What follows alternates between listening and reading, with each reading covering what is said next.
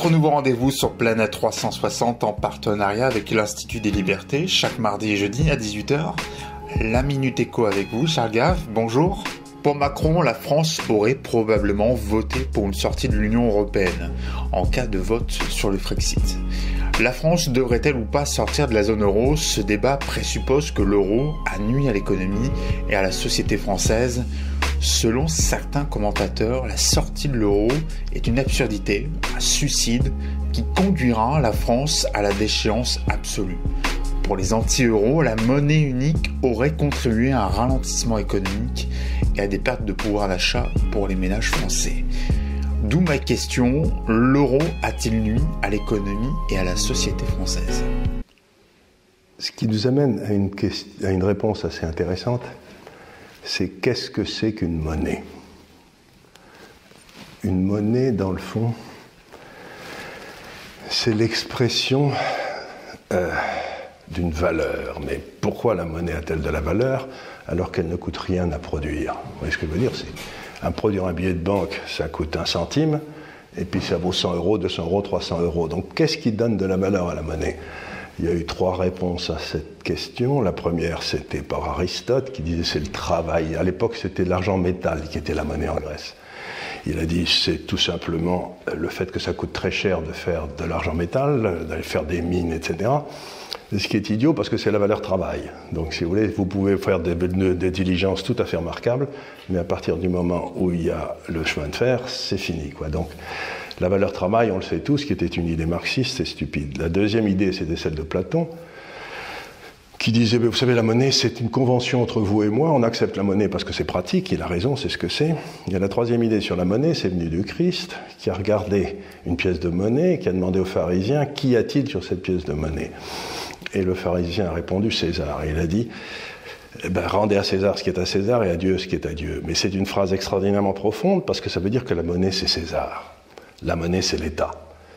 Parce que l'État, une nation ne peut pas vivre sans un État à qui vous déléguez le monopole de la violence légitime, c'est-à-dire qu'ils peuvent vous mettre en prison ou vous couper la tête si vous ne respectez pas les lois.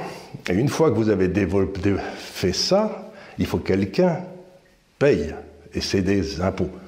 Donc l'État prélève la monnaie, prélève des impôts avec la monnaie qui représente cet État. Et une nation n'existe, comme l'avait dit Renan, que si il y a une volonté de vivre ensemble. C'est-à-dire qu'on est fiers d'être français. Vous voyez ce que je veux dire? On a une histoire commune, cette volonté de vivre ensemble. Donc vous avez les deux composantes d'un État, d'une nation, c'est-à-dire la volonté de vivre ensemble et un État, plus une monnaie. Mais prenez par exemple l'exemple de la France. Si vous avez 70% de fonctionnaires de plus pour 10 000 habitants que l'Allemagne,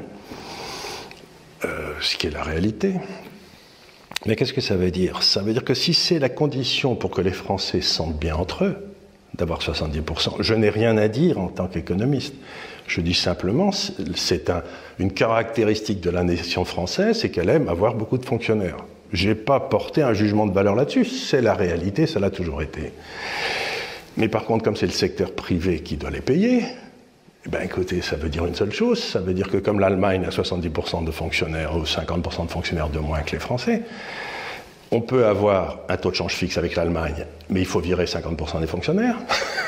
On peut avoir 70% de fonctionnaires, mais on ne peut pas avoir l'euro. Donc on ne peut pas avoir des choses qui sont contradictoires. C'est-à-dire qu'avoir l'euro aujourd'hui, c'est condamner le secteur privé français à la mort. Toute société qui fait concurrence avec une société allemande a vocation à disparaître ou à installer ses usines en Allemagne. Quand l'euro est sorti, j'avais écrit un livre qui s'appelait « Des lions menés par des ânes », dans lequel je disais l'euro va amener à trop de maisons en Espagne, trop de fonctionnaires en France et trop d'usines en Allemagne. On y est, ça ne marche pas. Qu'est-ce qu'on fait? Alors là, je voudrais venir rapidement à une remarque importante, c'est que les mêmes imbéciles du style de Rocard, Attali, etc., qui nous ont expliqué que l'euro allait amener à une énorme croissance, il ferait beau tout le temps, les femmes seraient de bonne humeur sans arrêt, ça allait être le bonheur total sur la Terre, ça ne marche pas du tout. Et qu'est-ce qu'ils nous disent maintenant? Que si on le supprimait, ça serait un désastre absolu. Donc, pourquoi je devrais croire ces imbéciles qui se sont trompés depuis 20 ans quand ils me disent que ça devrait être un désastre absolu? Je n'ai jamais vu de désastre absolu amené par une augmentation de la liberté et par des prix de marché.